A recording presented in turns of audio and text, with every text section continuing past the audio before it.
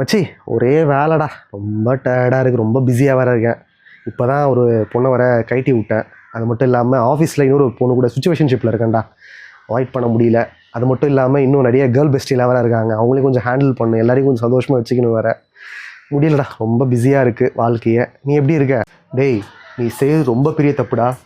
என்ன situationship, girl bestie, friends with benefits, என்ன நினச்சிக்கிட்டு இருக்கோம் மனசில்? நீ உண்மையான கிறிஸ்தவன் தானே?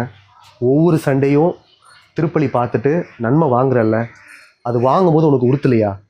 ஒவ்வொரு பூசையிலையும் பிரசங்கம் கேட்குறல்ல, அங்கே என்ன சொல்கிறாங்க? உண்மையாக வாழணும், உண்மையாக இருக்கணும் அப்படின்றத சொல்கிறாங்களே. நீ லவ் பண்ணுற அப்படின்னா அது கல்யாணத்தில் போய் முடியணும் அப்படின்றதுக்காக மட்டும்தான் நீ லவ் பண்ணணும். அந்த ஒரு எண்ணமானது கல்யாணத்துக்காக இல்லை, இந்த ஒரு உலக இச்சையான காரியங்களுக்காக இருக்குது அப்படின்னா கடவுளோட கட்டளையை நீ மீறுற, விபச்சாரம் பண்ணிக்கிட்டு இருக்க.